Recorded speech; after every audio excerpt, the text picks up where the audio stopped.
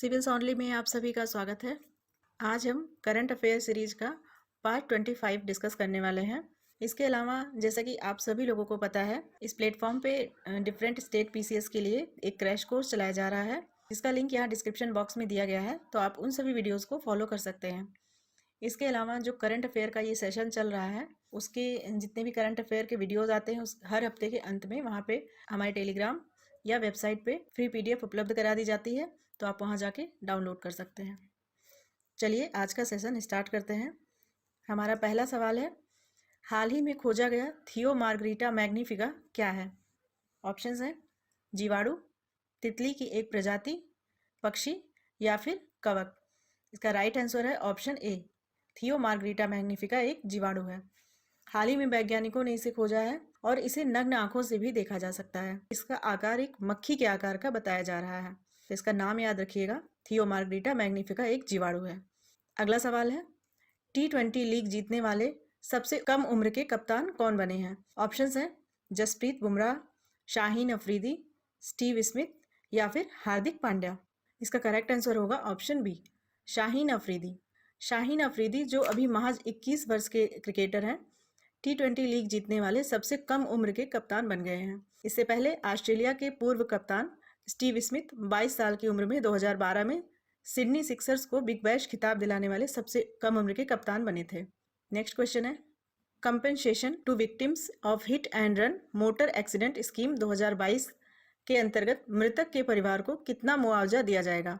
Options है 12,500 रुपये, 2 लाख रुपए, 50,000 रुपये या फिर 1 लाख रुपए। इसका करेक्ट आंसर है ऑप्शन बी, यानी कि 2 लाख रुपए। सड़क परिवहन एवं राजमार्ग मंत्रालय की एक अधिसूचना के अनुसार हिट एंड रन पीड़ित के स्वजनों को दिए जाने वाले मुआवजे में 1 अप्रैल से 8 गुना वृद्धि हो जाएगी। अभी तक यह धनराशि 25,000 रुपये थी, मतलब यानी कि है अभी, जो बढ़कर 2 लाख रुपए हो जाएगी। 25 फरवरी 2022 को जारी अधिसूचना के मुताबिक हिट एंड रन मामलों में गंभीर रूप से जख्मी व्यक्ति को मिलने वाला मुआवजा भी 12,500 रुपये से बढ़कर 50,000 रुपये हो जाएगा। इस योजना को compensation to victims of hit and run motor accident scheme 2022 कहा जाएगा। अगला सवाल है, किस वर्ष तक जल जीवन मिशन का उद्देश्य देश के हर घर तक नल से स्वच्छ जल उपलब्ध कराना है? ऑप्शंस हैं 2027, 2024, 2030 या फिर 2028। इसका करेक्ट आंसर है ऑप्शन बी, 2024।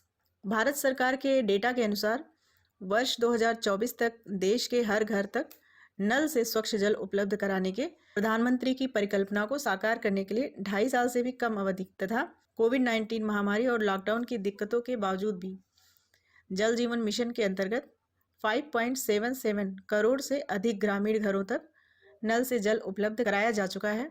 देखिए, वैसे तो ये डेटा आप लोगों को याद करने की ज़रूरत नहीं है कि कितने ग्रामीण घरों को नल से जल उपलब्ध कराया गया है, बल्कि आप लोग स्वच्छ जल उपलब्ध कराने का जो टारगेट ईयर है उसको ध्यान में रखिएगा।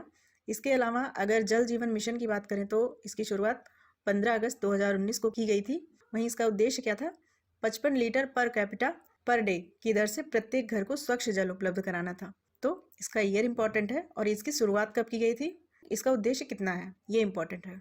अगला सवाल है, सरकार ने किस अवधि के लिए नव भारत साक्षर कार्यक्रम मंजूर किया है? ऑप्शंस हैं 2023, 2025, 2027 या फिर 2030 तक। इसका करेक्ट आंसर है ऑप्शन सी, 2027 तक। सरकार ने वित्तीय वर्ष 2022 से 2027 की अवधि के लिए नव भारत साक्षरता कार्यक्रम मंजूर किया है, जिसका उद्देश्य है प्रौढ़ शिक्षा के सभी पहलुओं को राष्ट्रीय शिक्षा नीति 2020 और बजट 2021-22 में की गई घोषणाओं के साथ जोड़ देना। शिक्षा में सुधार के उद्देश्य से जहां एक और राष्ट्रीय शिक्षा नीति 2020 की शुरुआत की गई है, वहीं पिछले केंद्रीय बजट 2021-22 में प्रौढ़ शिक्षा के यानी इसके समस्त प्लेटफॉर्म के संदर्भ में ऑनलाइन मॉड्यूल्स शुरू करने की भी बातें कही गई थी। नेक्स्ट है, फसल बीमा पॉलिसी वितरण अभियान मेरी पॉलिसी मेरे हाथ का शुभारंभ अभी हाल ही में किस राज्य में किया गया है? ऑप्शंस हैं उत्तर प्रदेश, छत्तीसगढ़, मध्य प्रदेश या फिर केरल। तो इसका राइट आंसर है ऑप्शन सी, मध्य प्रदेश में। मध्य प्रदेश के इंदौर जिले में भारत सरकार की महत्वाकांक्षी प्रधानमंत्री फसल बीमा योजना के अंतर्गत फसल बीमा पॉलिसी वितरण अभियान मेरी पॉलिसी मेरे हाथ का शुभारंभ यहाँ के मध्य प्रदेश के मुख्यमंत्री शिवराज सिंह चौहान व केंद्रीय कृषि एवं कल्याण मंत्री नरेंद्र सिंह तोमर के द्वारा अभी हाल ही में किया गया है। अगला सवाल है, निम्नलिखित में से किसके द्वारा आयुष्मान भारत डिजिटल मिशन को लागू किया गया है? ऑप्शंस है स्वास्थ्य मंत्रालय, राष्ट्रीय स्वास्थ्य प्राधिकरण, एम्स या फिर उपर्युक्त में से कोई नहीं। इसका राइट आंसर है ऑप्शन बी, राष्ट्रीय स्वास्थ्य प्राधिकरण। केंद्रीय मंत्रिमंडल ने आयुष्मान भारत डिजिटल मिशन को पूरे देश में लागू करने की मंजूरी दे दी है और यह मिशन 6 केंद्र शासित प्रदेशों में पहले से ही चल रहा है और इसके बारे में आप लोगों को विस्तार से हमारी गवर्नमेंट स्कीम की सीरीज में बताया भी जा चुका है। जिस किसी ने भी हमारे 2021 के इम्पोर्टेंट गवर्नमेंट स्कीम्स को नहीं देखा हो तो आप यहाँ देखिए, ऊपर आई बटन पर क्लिक करके देख सकते हैं। तो ये जो 6 केंद्र शासित प्रदेश हैं जहाँ पे ये स्कीम पहले से ही चल रही है, वहाँ लद्दाख, चंडीगढ़, दादरा और नागर हवेली, दमन और दीव, पुदुचेरी, अंडमान और निकोबार द्वीप समूह तथा लक्षद्वीप, जहाँ यह पायलट प्रोजेक्ट की तर्ज पर सफलतापूर्वक लागू किया जा चुका है। इस मिशन को राष्ट्रीय स्वास्थ्य प्राधिकरण लागू करेगा और 5 वर्षों के लिए इस मिशन का बजट 1600 करोड़ रुपए होगा। नेक्स्ट है, हाल ही में किस राज्य ने लुप्त प्राय हिमालयी जड़ी बूटियों के संरक्षण में अपना योगदान देने वाला पहला जैव विविधता पार्क स्थापित किया है? ऑप्शंस है असम, मणिपुर, उत्तराखंड या फिर हिमाचल प्रदेश। इसका करेक्ट आंसर है ऑप्शन डी, हिमाचल प्रदेश। हिमाचल प्रदेश में लुप्त प्राय हिमालयी जड़ी बूटियों के संरक्षण हेतु पहला जैव विविधता पार्क स्थापित किया गया है और यह पार्क मंडी की भूलाह घाटी में अवस्थित है। कौन सी घाटी? भूलाह घाटी। नेक्स्ट क्वेश्चन है, EOS-4 उपग्रह को किस PSLV द्वारा प्रक्षेपित किया गया है? ऑप्शंस हैं PSLV-C 555, PSLV-C 52, PSLV-C 51 या फिर PSLV-C 50। इसका राइट आंसर है ऑप्शन बी, PSLV-C 52। प्रधानमंत्री ने PSLV-C 52 मिशन के सफलतापूर्वक प्रक्षेपण पर भारतीय अंतरिक्ष के वैज्ञानिकों को बधाई दी है, क्योंकि अभी हाल ही में EOS-4 उपग्रह को इसी प्रक्षेपण यान के माध्यम से प्रक्षेपित किया गया है। EOS-4 उपग्रह का उपयोग कृषि, वानिकी, मृदा नमी, साथ ही जल विज्ञान सहित बाढ़ के जोखिम वाले स्थानों को भी मैपिंग करने में प्रासंगिक हाई रेजोल्यूशन तस्वीरों को मदद से सहायता प्राप्त होगी। नेक्स्ट है, प्रधानमंत्री के आर्थिक सलाहकार परिषद के पूर्णकालिक सदस्य के रूप में अभी हाल ही में किसे नियुक्त किया गया है? ऑप्शंस हैं संजीव सान्याल, डी सुब्बाराव, नंदन नीलेकड़ी या उत्कर्ष बहेती। इसका राइट आंसर है ऑप्शन ए, संजीव सान्याल को। संजीव सान्याल के बारे में हम लोगों ने इकोनॉमिक सर्वे के डिस्कशन में भी बात किया है और यह नवनियुक्त प्रधान आर्थिक सलाहकार भी हैं। इनका काम क्या होता है? इनका काम होता है कि इकोनॉमिक सर्वे तैयार करना।